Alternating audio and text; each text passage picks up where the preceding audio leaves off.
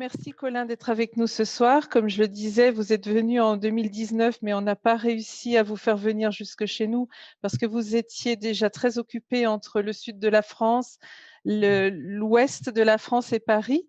Donc on s'était dit qu'on allait vous réinviter et avec le confinement, l'idée de la vidéoconférence s'est imposée à nous et finalement c'est pas plus mal puisque vous êtes à Montréal et que c'est Oui. beaucoup plus pratique pour nous de faire cette conférence en visio et que nous allons pouvoir profiter de votre présence ce soir avec nous. C'est assez exceptionnel.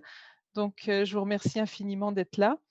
Donc, cette conférence va être enregistrée. Bien sûr, pour mettre sur YouTube, ce sera uniquement des extraits, puisque nous gardons la totalité des enregistrements pour nos adhérents, puisque nos adhérents sont privilégiés.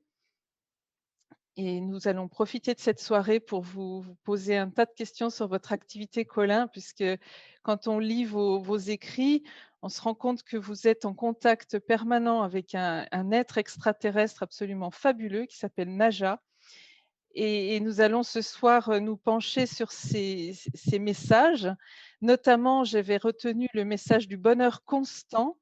Le mot constant est assez important. Le bonheur constant, mode d'emploi, c'est le thème de cette soirée. Vous allez nous en parler, Colin, mais aussi j'aimerais que pour les personnes qui ne vous connaissent pas, j'aimerais juste vous demander de vous présenter un tout petit peu brièvement, puisque vous êtes présent sur YouTube sur de nombreuses vidéos. On peut vous écouter et vous lire assez facilement. Mais juste pour remettre les choses dans leur contexte, vous allez vous présenter, nous dire un peu qui vous êtes. Vous êtes un artiste, vous êtes très, comment dire, un personnage atypique puisque vous avez abordé différents sujets dans votre vie, la peinture, l'écriture, et toutes ces choses-là sont passionnantes. Donc, c'est avec un grand plaisir que nous allons découvrir vos travaux. Merci, merci pour l'invitation. Ça fait grandement plaisir. Ça fait près de 2 ans que je n'ai pas fait de communication avec personne, donc je suis un peu rouillé, mais ça me fait plaisir d'être là. Résumé, j'ai 69 ans, alors c'est pas évident de résumer une vie entière. J'ai toujours été quelqu'un de bon, jeune, j'étais très solitaire. J'étais quelqu'un qui n'aimait pas beaucoup vivre sur la terre.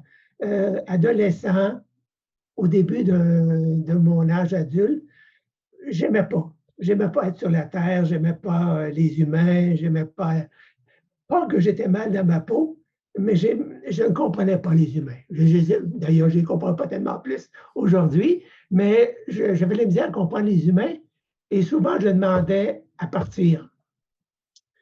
Et une nuit, vers l'âge de 21 ans, je me suis retrouvé paralysé dans mon lit et il y a un être qui est apparu à ma droite et qui m'a demandé de me calmer mon esprit. Et à ce moment-là, j'ai senti une partie de moi sortir de mon corps et passer à travers la fenêtre qui était devant chez moi, qui était au pied de mon lit. Et à partir de cet événement-là, je me suis dit, Colin, à l'époque, je savais déjà que je vivrais jusqu'à 95, 97 ans. Pour moi, c'est facile d'avoir accès à ce qu'on appelle les annales akashiques. Je n'ai pas de misère à avoir connaissance de beaucoup d'informations. Et à l'époque, je savais que je vivrais jusqu'à 97 ans, à peu près. On va laisser vers le mois. Et je me suis dit, si je dois vivre aussi vieux, il faut que j'apprenne à aimer vivre sur la Terre, à aimer de vivre dans un corps d'humain. Et à ce moment-là, j'ai entrepris une série de thérapies bio-énergétiques, des thérapies psychosomatiques, pour vraiment m'intégrer totalement dans mon corps, aimer avoir un corps physique, aimer la vie sur la Terre, même si j'avais encore de la misère à côtoyer les êtres humains. À partir de cette expérience, j'ai été amené aussi à commencer à découvrir mes vies antérieures. C'était encore très facile pour moi. J'avais exploré ma vie, mon enfance de cette vie-ci, et c'était pour moi facile. d'avoir des souvenances de vie antérieure qui correspondaient à des grandes parties de ma personnalité actuelle. Alors, j'ai commencé à explorer des vies antérieures et à un moment donné, je suis parti en voyage aux îles Açores pour faire un résumé de toutes mes expériences dans le domaine des thérapies. C'était par rapport à Et l'Atlantide aussi peut-être? oui, à l'origine, je savais que si j'allais aux îles Açores, je savais que c'était les vestiges de l'Atlantide et je savais que là-bas, j'allais rencontrer des extraterrestres.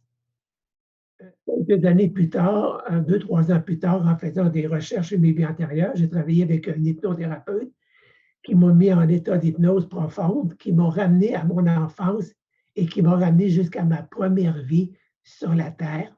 Et c'est à ce moment-là qu'une personne s'est présentée. Elle s'est nommée Naja. Elle a dit qu'elle arrivait sur la Terre, qu'elle est arrivée sur la Terre il y a 35 000 ans, qu'elle naît pour un rôle précis et qu'à cause d'une série de circonstances, elle était devenue prisonnière de la Terre, de l'attraction de la Terre, et que pour survivre, elle avait besoin de transmigrer d'un être humain à un autre. Et qu'à ce moment-là, elle était transmigrée en moi. Et c'est dans l'expérience aux Açores que fut intégrée Naja en moi, dans mon cerveau, mais avec, comme s'il y avait 2 visages, 2 personnalités. Colin est là, mais Naja est là. Et quand Naja parle, il n'y a aucune différence. Il n'y a pas de transition, comme certaines personnes qui font de la canalisation, qui rentrent dans un état second et la personne transforme vraiment sa personnalité. Moi, elle est tellement intégrée en moi que Il y a nous pas nous parlons, Oui. c'est ça, nous nous parlons en ce moment et à un moment donné, la conversation va changer un peu et ça va être lui qui va parler et tu ne verras pas la différence. Sans Vous ne que vous voilà, ne sans qu'il y ait verrez de pas la différence. changement. Parce que parfois les chamans, par exemple, je prends l'exemple des chamans, quand ils vont intégrer, leurs ancêtres ou d'autres personnes, ou même une personne comme vous et enfin comme n'importe qui, quand ça arrive, on peut changer, le regard change, la voix change. Ça Oui, peut arriver, c'est rare, mais ça peut arriver. Alors que là, Naja est complètement, intégralement, oui, heu heu, oui, présent. oui. Mais Il est-ce il est qu'il moi. vit en même temps sur un autre plan ou il vit sur le plan terrestre en permanence? Là, tu ouvres une porte qui est un peu dangereuse parce Je que suis désolée. parce que ça choque mon ego. Dans le sens que Naja m'a déjà dit qu'il est tellement vaste, parce que quelqu'un qui a vécu des milliers de vies, il est tellement vaste, parce que d'après ce qu'il me dit, il aurait 400 000 ans d'existence, il aurait vécu à peu près 200 000 ans dans son monde originel, natal, et depuis 200 000 ans, il est dans notre territoire. Alors, il m'a déjà dit qu'il ne peut pas habiter qu'une seule personne. Sa totalité ne peut pas habiter qu'une seule personne. Alors, il m'a laissé entendre qu'il pouvait aussi habiter d'autres personnes. Donc, je ne serais pas unique. Donc, c'est là que ça peut insulter mon ego en sachant qu'il n'est pas nécessairement qu'en moi. Est-ce qu'il Ouais. vous a demandé votre avis ou pas du tout? Euh, oui, OK, c'est assez délicat dans le sens que d'après tout ce que j'ai su, l'entente, aurait eu lieu avant ma naissance. D'accord. Donc, j'aurais signé un contrat, il y aurait eu une entente avant même de naître, qui fait que même si je ne m'en souviens pas d'une façon consciente, l'entente aurait été faite bien avant. Une autre chose, c'est que Naja, il est d'origine reptilienne. Donc, il a une façon de fonctionner, de penser, qui est typiquement reptilienne. Même s'il a une grande évolution, il a quand même des caractéristiques reptiliennes. Et dans un certain sens, demander la permission à un être humain de l'habiter, ce n'est pas nécessairement dans leur concept. Parce qu'eux autres, ils n'ont pas le concept de l'individu. Ils ont le concept du bien de la collectivité. la collectivité passe avant l'individu. Alors, D'accord. Mmh. si c'est vu comme bénéfique pour l'ensemble de l'évolution, il va entrer en moi, même si moi, en tant qu'individu, je peux ne pas être tout à fait d'accord. Mais je ne sais pas si tu comprends le concept, c'est que dans leur mentalité, le concept des droits de l'individu passe après L'intérêt le concept collectif. de la collectivité. Le bien-être de la collectivité et passe avant tout.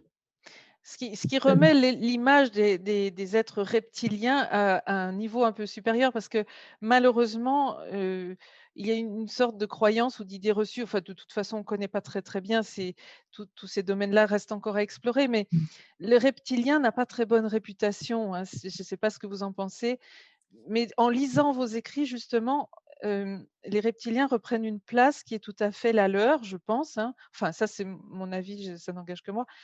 Mais ils ont leur fonction, ils ont leur Mode existence, de ils ont vie. leur monde.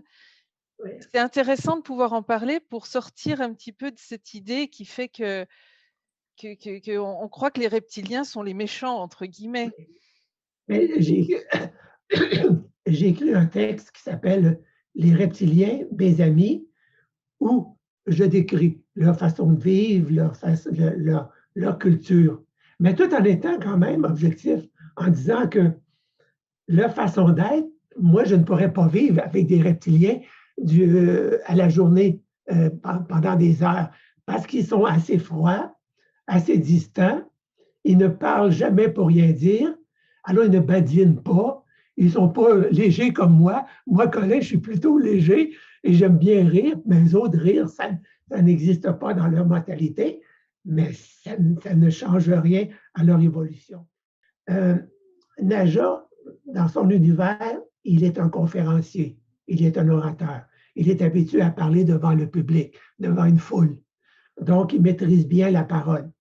Et les reptiliens, c'est des gens qui parlent clairement, simplement, directement. Ils n'ont pas de langage symbolique, poétique, ésotérique, quoi que ce soit. Leur langage est clair et précis. Alors, quand j'ai commencé à écrire sous sa dictée, les textes étaient clairs, précis et même très concis. Alors, je dis ça parce que depuis 15 ans, j'ai écrit à peu près une vingtaine de textes sur autant son histoire, autant sur le mieux-être. Il a écrit plusieurs textes comme, c'est pour montrer l'évolution de Naja. Il a écrit un texte sur euh, manipuler l'énergie première. Il a écrit un texte sur pourquoi nous existons. Il a écrit un texte sur à la source de la guérison. Il a écrit un texte sur l'éternel présent. Tous des textes qui touchent le mieux-être. Comment mieux vivre, comment être mieux dans sa peau. Est-ce que Naja a côtoyé beaucoup de races? Naja, au début de sa vie, il a été amené à devenir un intermédiaire, un médiateur sur d'autres planètes où il y avait des problèmes. Alors, très, très jeune, il a été amené à aller sur des planètes où il y avait des conflits et où il a été amené à régler les problèmes. Mais les reptiliens, tels que Naja, ont la faculté de se transformer, de prendre l'apparence des êtres qui vont aider. Pour ne pas traumatiser les êtres qu'il va aider, il se transforme dans une forme qui ressemble aux êtres qu'il va aider. Et dans ce sens, pendant des milliers d'années, il a été intermédiaire sur plusieurs planètes, des centaines et des centaines de planètes. Il a aidé. Et dans le tome numéro 2, que j'ai sorti l'année passée, il raconte une centaine de races qu'il a côtoyées dans l'univers, tous des humanoïdes. Il ne décrit pas les races animales, mais décrit que les humanoïdes, qui est un type de forme de vie très précise. Il en décrit une centaine. Mais il ne les décrit pas d'une façon, il les décrit comme au quotidien. J'ai côtoyé telle race, ils vivent de telle façon, ils ont telle apparence, ils ont telle personnalité, ils vivent dans tel genre d'habitat et ils ont tel comportement. Alors, c'est une page par race. Et il en décrit au moins une soixantaine. Et le troisième tome qui s'appelle Monde supérieur, là, il décrit les mondes supérieurs après la mort sur la Terre et les mondes parallèles qu'il y a dans l'univers, de ce qu'il connaît. Il ne parle jamais de ce qu'il ne connaît pas.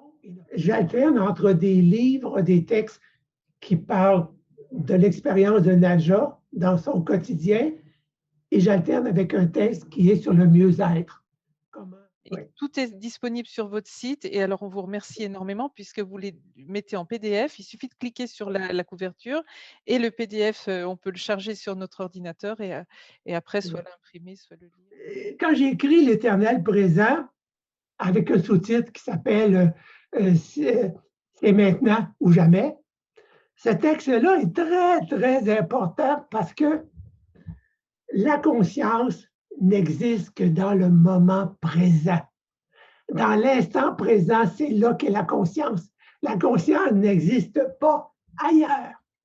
Et c'est là que vous, justement, vous l'abordez dans le bonheur constant. C'est le 6e point, c'est vraiment de s'ancrer dans le moment présent. Donc, on en vient au texte du bonheur constant. C'est là que je voulais en venir. Oui. On est en plein dedans, donc c'est ça, le moment présent. Donc, on peut effectivement commencer à parler de ce texte sur le bonheur. C'est vrai. Comment atteindre un état de bien-être et d'équilibre? Justement, on en parlait, il faut être bien centré, avoir ses corps subtils bien alignés, bien ancrés. Et quoi encore? Alors justement, le moment présent, on va peut-être repartir du début. Oui. Je veux juste dire, tu sais, on parle des reptiliens, mais c'est un reptilien qui m'a transmis ce texte, qui a une grande valeur. Je les relis moi-même parce que moi, Colin, je ne me souviens pas du tout de ce que j'ai dit dans ce texte-là. Le bonheur constant, c'est une vision de Naja.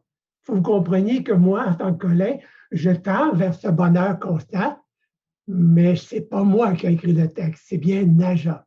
Et c'est Naja qui, lui, a atteint ce niveau de bonheur constant. Moi, j'y tends, mais j'ai encore des faiblesses. Okay. Il nous donne déjà des clés pour y parvenir. Après, on arrive ou on n'arrive pas, mais on peut déjà commencer à y travailler. Donc, c'est vrai qu'au tout début, il nous parle de la gratitude, le remerciement et d'être content déjà de ce qu'on a, le verre à moitié plein. J'ai fait une petite une intermède, mais d'accord, je vais rentrer dans le texte. Le premier point de départ qui est important à retenir, c'est que le bonheur est un état fondamental qu'on doit développer en nous. Le bonheur constant est indépendant de tout ce qui peut nous arriver dans la vie. Donc, si on dépouille notre vie de tout ce qui est à l'extérieur et qu'on se regarde nu et on se regarde dans ce qu'on a de moi fondamental, ce moi fondamental-là doit devenir un bonheur constant, un état d'être qui est un bien-être constant. Et c'est ce bien-être qu'il faut découvrir. Si on ne l'a pas, tout ce qui est autour est éphémère. Les drames, les malheurs, les joies, les peines, tout ça, c'est éphémère. Mais ce moi fondamental, qui est notre identité la plus profonde, elle doit être équilibrée, elle doit être dans un état de bien-être constant. Et c'est là qu'il faut trouver des méthodes. Si on ne le vit pas, trouver des méthodes. La méthode de l'éternel présent, c'est de dire, en ce moment même, où je suis, dans la situation que je suis, qu'est-ce qui va dans ma vie et qu'est-ce qui ne va pas? Et qu'est-ce que je peux faire immédiatement pour changer, pour que je sois heureux, immédiatement, dans le moment présent? C'est dans l'éternel présent parce que demain n'existe pas. On ne vit que dans l'éternel présent. Nos visions du passé ou nos visions du futur se passent toujours dans l'éternel présent. C'est terrible quand on prend conscience que la conscience n'existe que dans le présent, dans la seconde même. La seconde qui vient de passer vient déjà de tomber dans l'inconscient.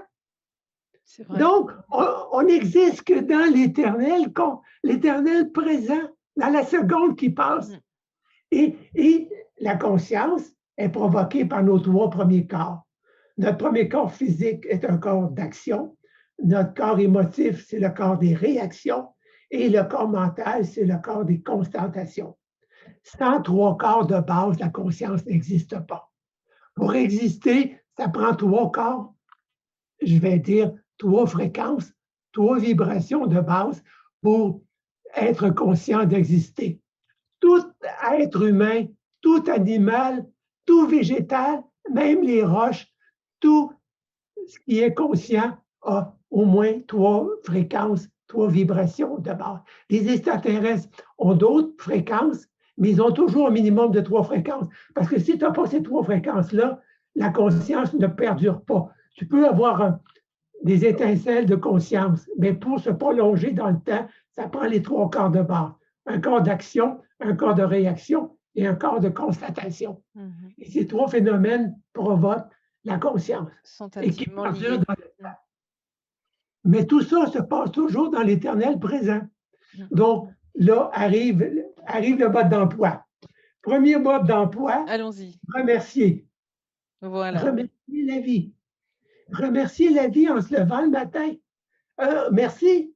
Merci, mon Dieu. Merci moi-même d'être encore en vie, d'être en santé, d'avoir de l'argent, d'avoir une vie heureuse. N'importe quoi, tu remercies. Et tu remercies les autres. Chaque fois que tu rencontres quelqu'un qui te rend service, tu le remercies. Tu le remercies. C'est comme ça que tu crées des liens. Alors, première chose à retenir, c'est de remercier la vie tous les jours. Quand tu remercies la vie pour ce qu'elle t'apporte, la vie a envie de t'apporter encore plus de belles choses parce que tu la remercies. C'est un cercle vertueux. Oui, mais c'est la loi du retour. Ce qu'on émane nous revient. Si on remercie la vie d'être généreuse, la vie va tendre à être encore plus généreuse. Elle aime ça qu'on la remercie, la vie. Bon, premier thème, mais lisez le texte, il est un peu plus élaboré. Le deuxième, c'est quoi donc? C'est alors, la méditation active. Après, c'est le fait de méditer, mais activement. Donc, la méditation active, oui, il y a plusieurs fois. On n'est pas obligé de se poser et de se mettre en tailleur pour méditer. Donc, voilà, il y a plusieurs manières de…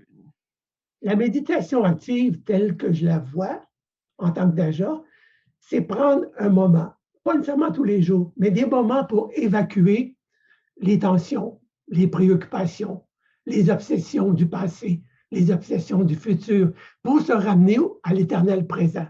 Parce que le bonheur constant est relié à un état d'être qui est harmonieux, constant.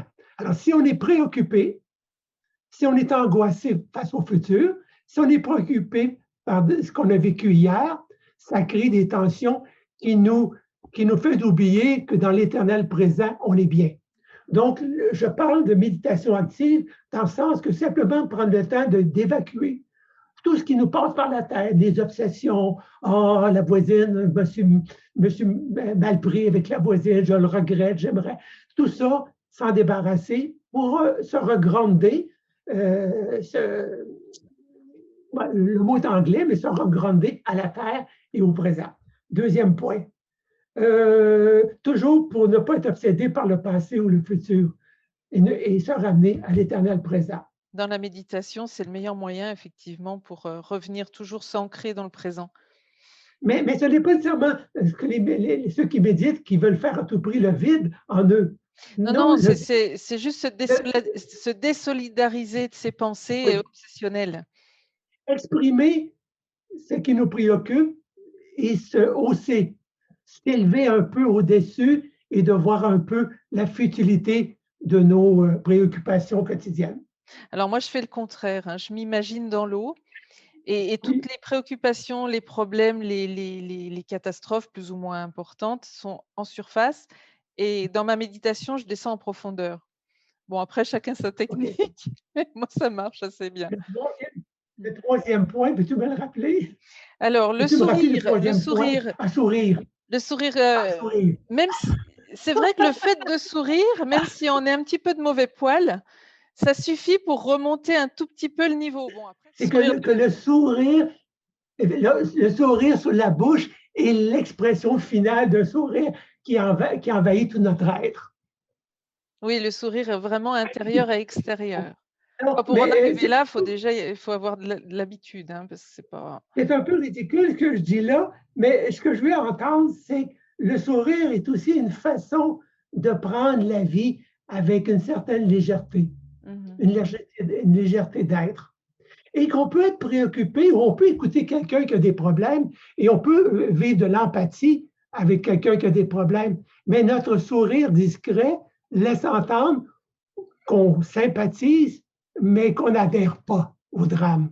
C'est-à-dire qu'on garde une certaine distance. C'est-à-dire que oui, je t'écoute, je peux t'aider, mais pour t'aider, je ne dois pas moi-même tomber dans le piège Dans le des tourments mélodrame. que tu... Et le sourire est une façon de garder une distance face aux problèmes des autres. Parce que l'empathie ne veut pas dire prendre sur ses épaules le drame des autres. C'est oui, je peux t'écouter, mais je ne peux pas vivre à ta place. Le sourire est entre autres une façon, mais c'est surtout la légèreté d'être dans la vie avec une certaine, un côté enfant qui fait que il y a toujours une solution à un problème. Il y a toujours, après la pluie, vient le beau temps. Après les nuages, revient le soleil. Garder une sorte d'optimisme permanent. C'est aussi, oui, tu as raison, le sourire est aussi une vision optimiste de la vie. Mais comme j'explique dans le texte, même quand le sourire ne vient pas de l'intérieur, le sourire extérieur peut contaminer l'intérieur. Voilà, Et à ça, force ça finit par venir. même si je dis qu'au début, le sourire peut avoir l'air d'une grimace, parce qu'on n'est pas habitué à sourire, c'est vrai que si on est contrarié pour une raison ou pour une autre, le fait de sourire parfois demande un gros effort.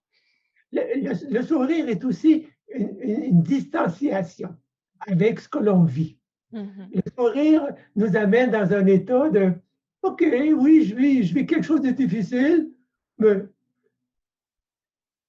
y a-t-il quelque chose d'encore plus difficile qui pourrait m'empêcher de sourire? Moi, je dis toujours, le pire qui peut nous arriver, c'est la mort. Puis moi, la mort, ça ne m'inquiète pas. Encore, bon, tout dépend comment on envisage les choses avant et après. Hein, j'ai failli tomber par en arrière. OK. J'ai failli tomber. Ah, à force de rire, j'ai failli tomber par en arrière. Attention, faites attention. Mais ça n'aurait pas été grave. Ça aurait été de l'humour. Ensuite, on a l'évaluation constante, la remise en question, ne pas toujours être bloqué sur ses convictions. Oui, quand on veut en arriver à vivre un bonheur constant, il faut réévaluer tout ce qui émane de nous, tout ce qu'on projette autour de nous. Toutes les phrases répétitives où on se dit oh, je ne réussirai pas, je suis moche, je ne suis pas riche, j'ai de la misère, les gens ne me comprennent pas.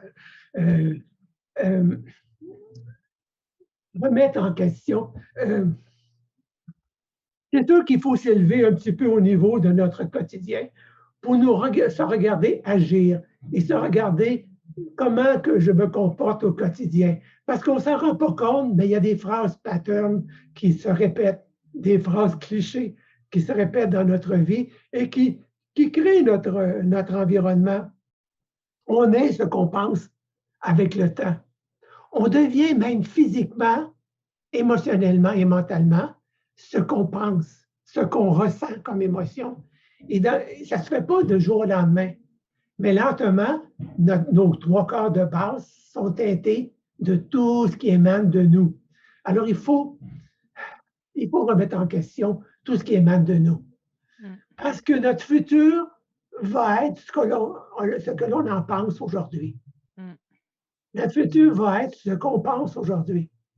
Il est généré par nos pensées. Il faut qu'aujourd'hui, je commence à prendre en main et à être responsable de tout ce que notre être émane.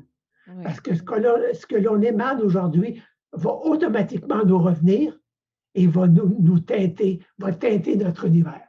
Moi, j'avais un ami à un moment donné qui était très pessimiste. On marchait sur la rue, puis il n'arrêtait pas de me dire, mon Dieu, que le monde a l'air bête, regardons comme ils ont l'air déprimés, regardons cette personne-là. Puis moi, je disais, ben, c'est drôle, moi, je vois les gens qui rient là-bas, puis moi, je vois le beau petit couple qui se tient par la main, puis moi, je vois les gens qui sont heureux. Pourtant, c'est la même rue, Et lui, il voyait que ce qu'il faisait, il teintait l'univers de sa vision.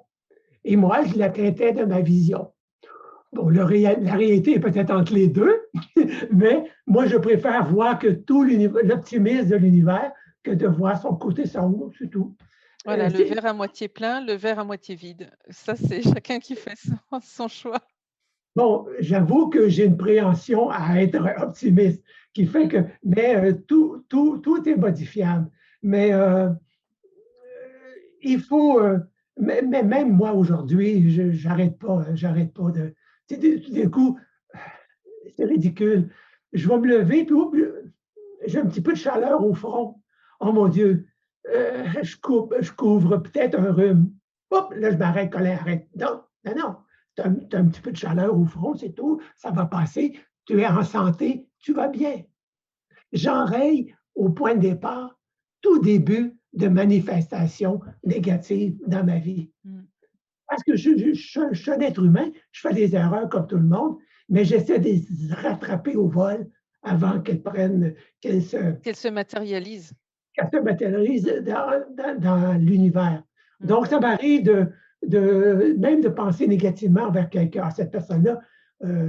Oups, Colin, non, non, arrête tout de suite, arrête. Donc, je m'auto-analyse le plus rapidement, le plus souvent possible pour enrayer tous les patterns, tous les clichés de je suis incompris, je suis malheureux, je vis seul, ma conjointe, mon époux ne me comprennent pas, mes enfants sont mal. Oui, on arrête de se plaindre. Il y a une liste. Dans le texte, il y en a une liste. Parce que peut-être que les réactions ne seront pas immédiates, mais à court et à moyen terme, les résultats vont apparaître. Le monde ne changera pas, mais ta vision du monde va changer. La méthode Coué. Chaque jour et à tout point de vue, je vais de mieux en mieux. 10 fois par jour, 20 fois par jour, 50 fois par jour, et ça finit par aller bien. Ça, je pense, j'en parle plus loin, mais je vais en parler tout de suite de ce que tu viens de dire. C'est sûr que si tu es pauvre, tu manques d'argent, de répéter tous les jours « je suis riche, je suis riche, je suis riche ». Il ne faut pas faire ça. Il ne faut pas faire ça. Parce que l'inconscient, lui, il sait bien que tu es pauvre. Alors, il y a un oui, vous en parlez, ça, de la contradiction. Il ne faut pas qu'il y ait une contradiction, sinon ça ne marche pas. Parce que de répéter que tu es riche, quand tu es pauvre, ça fait que ça sursaute dans le cerveau. Oui, ça c'est si c'est trop gros, le cerveau ne le comprend pas. Si c'est trop différent de la réalité, ça ne joue pas. Mais dans la méthode Coué, c'est chaque jour et à tout point de vue, je vais de mieux en mieux. Ça a été étudié pour ça. La phrase a été étudiée. Mais l'autre méthode que moi je peux préconiser, c'est d'utiliser les mots neutres, abondance, prospérité, succès. C'est des mots neutres. Oui. Idéalement, j'aime en utiliser 3 à la fois. Toujours le chiffre 3 qui est l'origine de la vie. Alors, d'en utiliser 3, et je les répète comme des mantras, parce que ces mots-là sont associés à des égrégores. Il existe sur la Terre, on ne les voit pas, mais il y a des masses énormes d'énergie faites par toutes les pensées accumulées qui ne sont pas revenues à leur émetteur. Et ces pensées-là sont regroupées par thème. Le mot amour est une immense égrégore. Le mot haine est un immense égrégore. Le mot prospérité est un immense égrégore. Alors, quand tu prends les mots comme amour, prospérité, santé, tu attires vers toi une partie de ces égrégores parce que tu n'as qu'à les nommer pour que ces entités s'approchent de toi et te nourrissent. Et dans ce sens, on peut facilement utiliser que les mots, mais toujours 3. J'aime ça 3 parce que, comme j'ai dit, ça prend 3 quarts pour être conscient. Donc, si on utilise 3 mots à la fois, ça provoque encore plus. Le 3 est un chiffre créateur. Nommer 3 fois la même chose ou nommer 3 mots différents, c'est très créateur. Bon, c'est pour résumer qu'il faut faire attention à ne pas émettre des convictions qui seraient trop contraires à la réalité. ça Oui. crée un choc au niveau du subconscient. Et comme on ne doit pas utiliser des phrases comme je ne suis plus malade.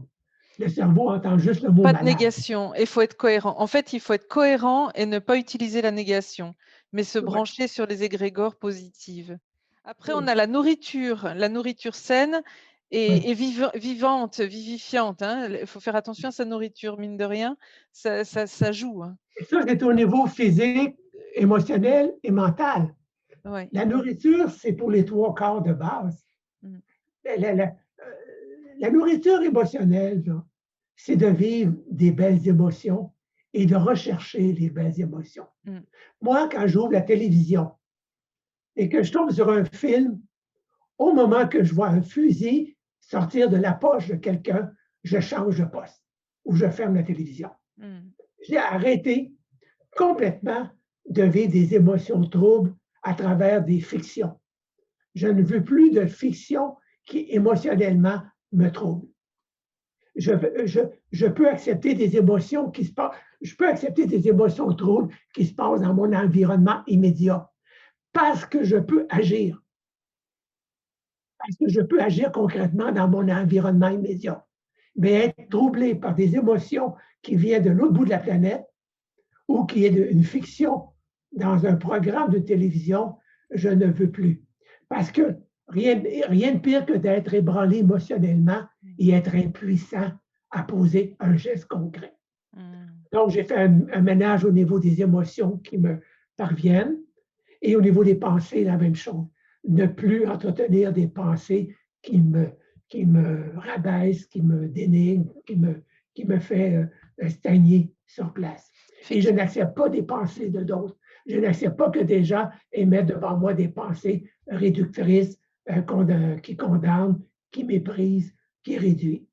Donc en fait, Ça, là, ça je ne se n'accepte limite plus pas ça. la nourriture de ce qu'on mange, la nourriture, c'est aussi ce qu'on Et regarde, la ce qu'on norme, entend et les relations avec les personnes qui nous entourent. Tout ça fait partie d'une nourriture oui, émotionnelle. j'ai escamoté la nourriture physique, mais moi, je suis végétarien.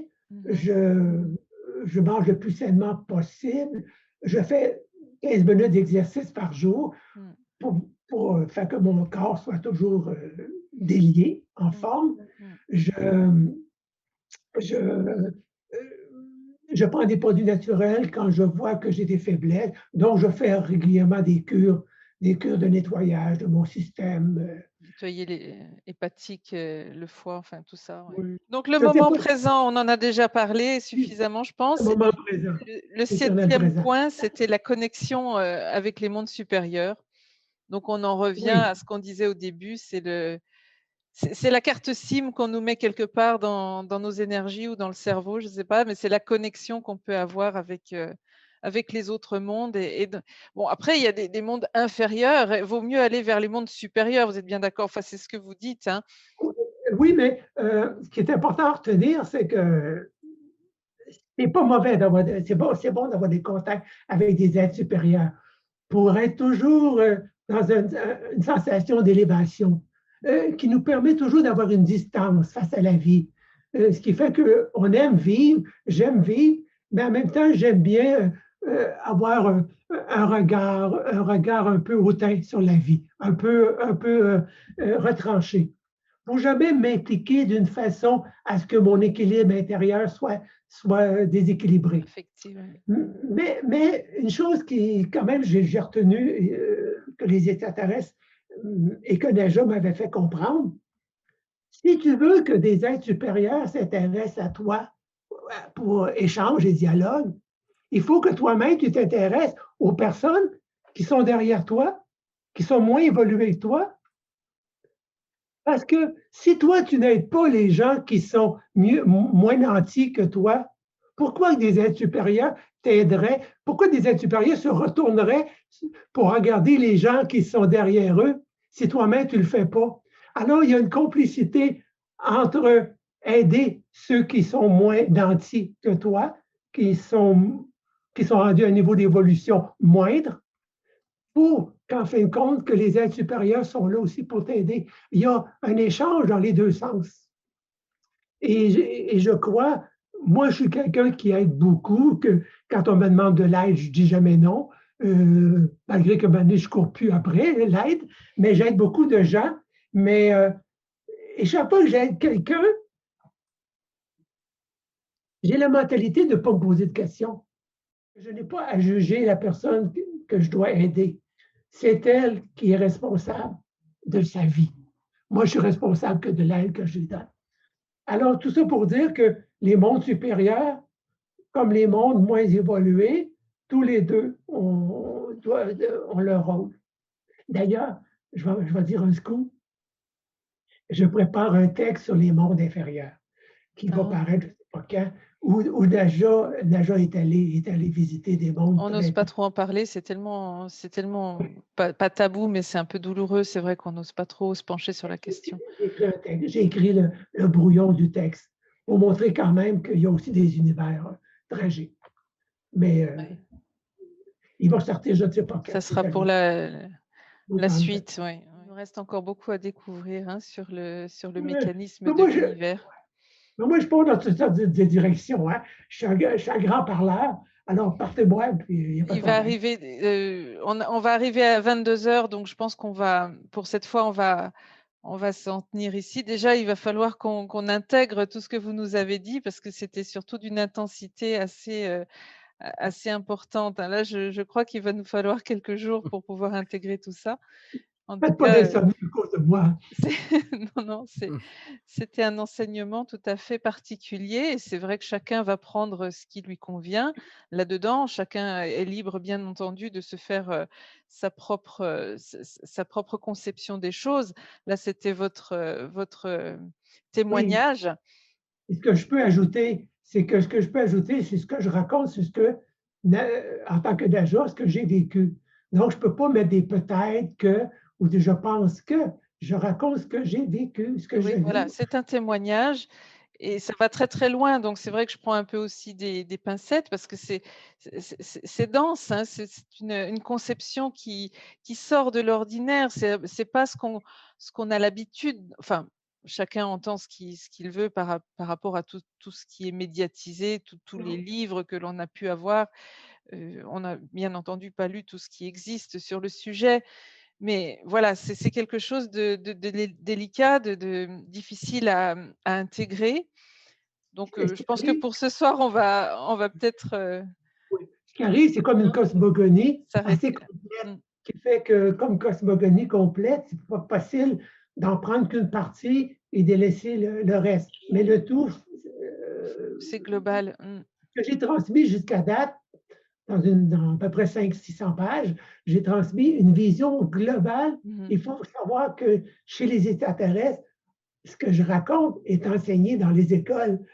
Je dirais pas au primaire, mais pas loin. Ah oui, mais nous, on doit pas être bien loin de la première maternelle, hein, je pense, à notre niveau, hein. Mais ce que je veux dire, c'est que ça fait partie du quotidien de bien des extraterrestres, toutes les connaissances que je transmets. Il n'y a rien d'exceptionnel. Et surtout, pour terminer, euh, quand j'énonce certains concepts, c'est que nous avons des scientifiques qui ont fait la recherche, qui ont fait les découvertes et qui ont les preuves.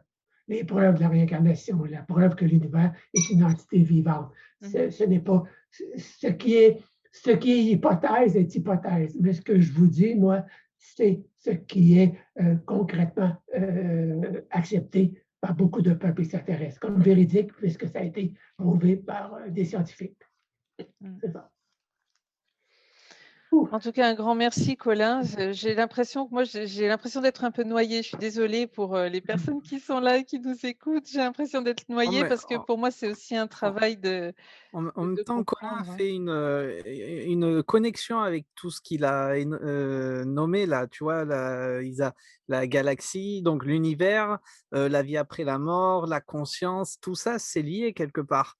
Mmh. Oui. Et bon voilà, Naja, on sent qu'il a une avance Ah oui, alors sur, ça, sur pour tout avoir ça. une avance, Et il a une avance, hein, c'est clair. Mmh. voilà, et donc quelque part, ce qu'il explique, enfin, par, Colin, c'est quelque chose que voilà, peut-être qu'on est en train de découvrir ou de redécouvrir, mais quelque part, voilà, tout est lié, donc c'est un ensemble, hein.